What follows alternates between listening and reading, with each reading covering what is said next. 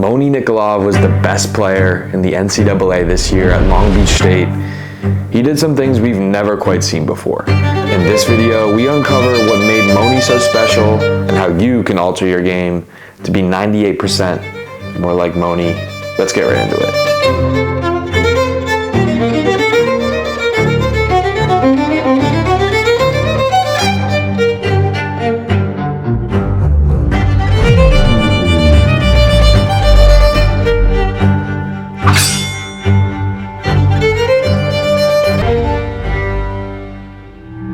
AVCA Player of the Year, First Team All-American, Most Outstanding Player in the NCAA tournament. Moni Nikolov came in, sought out, and did it all this year in the NCAA for Long Beach State. We've seen what he can do. He's talented in all facets of the game. And so if you want to improve your skill set, he is a great player to look at and learn from because he does so much well on the court. As just a 17-year-old playing for Bulgaria in the VNL, he brought a lot of that international flavor and some of the things he learned from playing against grown men back to the States and applied a lot of those things this year in the NCAA. And it was special to watch. It really was. I got the chance to watch him 3 times in person, and every time I got to see firsthand just how capable and how good of a player he is. So if you're a beginner watching this video, or maybe you're an advanced player and you want to learn a little bit about Moni Nikolov, you came to the right place. In this video, I have plenty of pieces of film that we'll go over, some topics and some things to learn from Moni that you can apply directly to your game to improve and get better. So let's get right into it. So in this video, we'll talk about 4 big things that Moni does to separate himself and be the great player he is. The first one is serving. He's an elite server, goes back there and rips the ball better than anyone this year in the NCAA, breaking the ace record with 107. Number 2, his speed on the back sets. As a setter, being able to reverse the flow and get the ball back to your right side is a necessity in the men's game. And he did that better than anyone this year. And we'll showcase kind of his skill set to be able to do that at such an elite level. Thirdly, attacking on 2. He did this also better than just about anyone I've ever seen before in the NCAA, whether it's dumping, attacking, swinging. He was super creative and special attacking on 2 this year. And that's something we haven't seen a whole lot from the setter position in the NCAA. And lastly, I think his most underrated skill is his game IQ. Moni has an awesome understanding of the game and applies it every single time he's out there, knowing who to set, when to apply pressure on the middles, just having great feel for what's going on. And you can see it play out when you see him in person, just seeing the game, slowing it down, and making great decisions, which as a setter is a must. So these are the 4 things that we'll dive into a little deeper, and let's get right into it. Like I said, the first staple of Moni's game is his serving. He served 84 miles per hour this year. He went back there and ripped the ball 75 miles per hour consistently, which is some people's extreme fastball. So for him to do that on a consistent basis is just demonstrating how strong he is, how vertical he is, and how powerful he is at the line.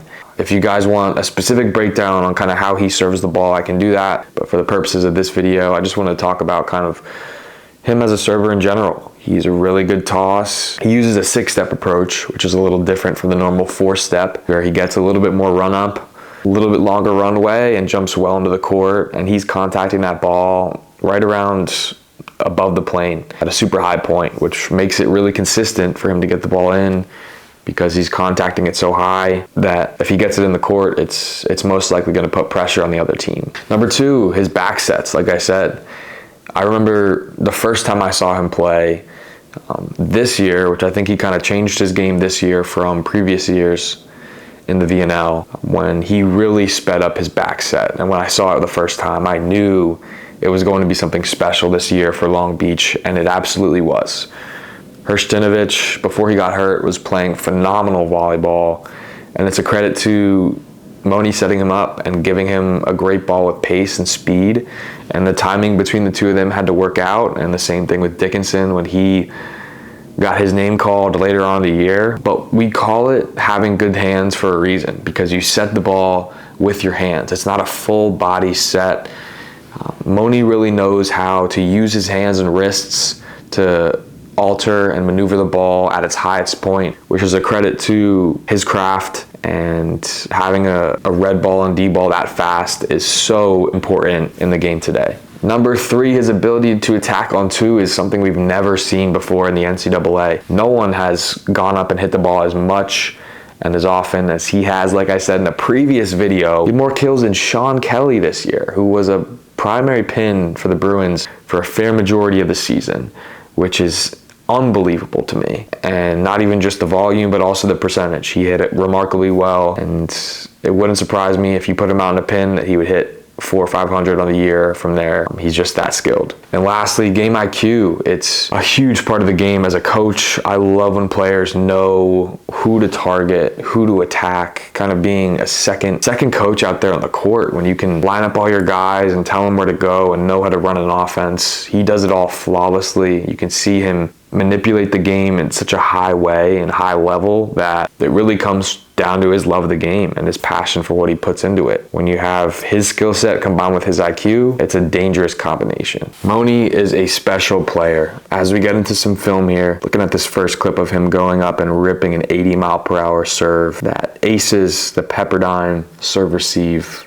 with ease here in this semifinal match. It's a credit to him as a player, him and his mechanics and just his talent at the service line. You don't get 100 service aces for no reason. Look at this toss, his explosiveness, his depth, and his contact point. It's scary as a passer to go back there and have to pass something like that. Not only can he go back there up and rip the ball, but he can give you the same toss and come down with a chop serve and leave that ball painted right behind the 10-foot line and put so much pressure on you as a serve receiver to know what's coming when the difference between the two are night and day. What impressed me a lot was him at the service line against UCLA in the final. At 18-20 in set 2, Moni goes back to the line and rattles off back-to-back aces. Some of his best serving that I've seen all year in the biggest moments. And that is a credit to him trusting and having the confidence in himself in those moments. And you don't get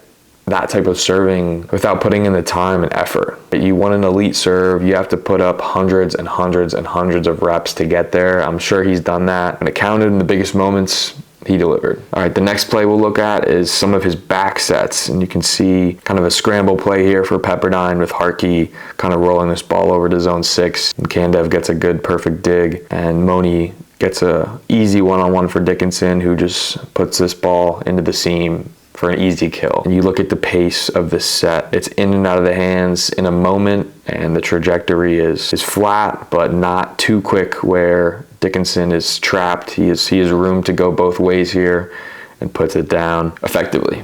This is one of my favorite sets from Nikolov. It's in row 5 for Long Beach. So you have Dickinson here on the D ball, and he gets a pretty tight pass from Kandev, but it's still on Long Beach's side, so he's able to square up and completely isolate the outside here. And when he does that, he knows it's a free net for Dickinson, who smashes this ball into deep zone 6 for the kill. But that speed of the set doesn't allow anyone to get up on this block. And when you're getting 1-on-0s for your right side that's touching, 11-9, 11-10, they're in great shape.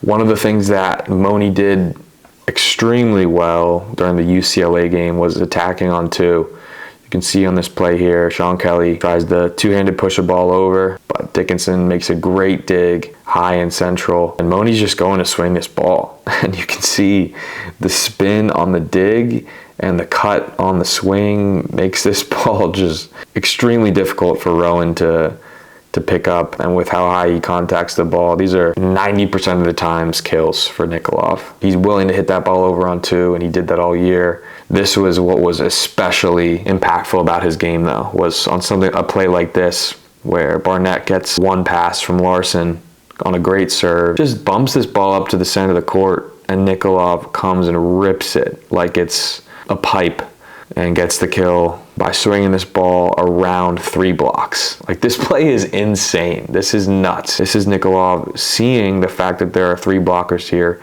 cutting it back to zone 5 and getting a great kill. And that's a credit to him. And lastly, it's his game IQ. You look at this play here with a good serve from Rowan, great pass from Larson, and Moni here feels both of the pins separating, and he's gonna take that one-on-one with Isaiah Pruitt all night long. When you can get one-on-one with your middles, swinging back to zone 5, you're in great shape. So he does that, and then 2 plays later, they get a serve from Cooper Robinson this time. Perfect pass from Larson again. He sees the pins are stretched out again. Instead of setting Dieris here, he sets the Bic, and Skylar Varga gets a wide open net in the middle of the court and a kill. And a little push-up contest too. It's constantly a cat and mouse game as a setter. When are you going to force the middle? When are you going to get the middle to commit on the other side? And then you set the Bic over top when you have them jumping in those moments. And that's really just what Moni's IQ plays out. It's who to set the right guys, when to target Rowan, the middles that don't know when to commit. He does a really good job of understanding that part of the game and seeing it well. And so he has a great game IQ. Now, Nikolov is 6'9", and he touches over 12 feet. And while that might not be the case for you, there are definitely some things from this video that you can take away from his game and apply it to yours. Focus on your serving. Commit at the service line to being super confident in hitting your ball. Maybe it's not a 75 mile per hour fastball. Maybe it's 59 miles per hour. And you can find really good seams that get teams out of system. If you're a setter, find ways to speed up your offense, especially on the right side. It'll help your hitters. It'll get you more one-on-ones and serve great in that aspect. And one thing that we can all change, no matter what position you are, is your game IQ. You can learn about rotations. You can understand the game. You can watch film.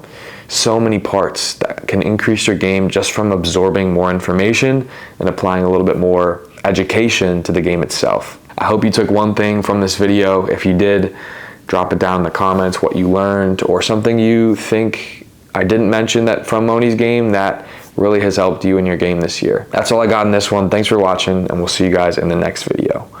Peace.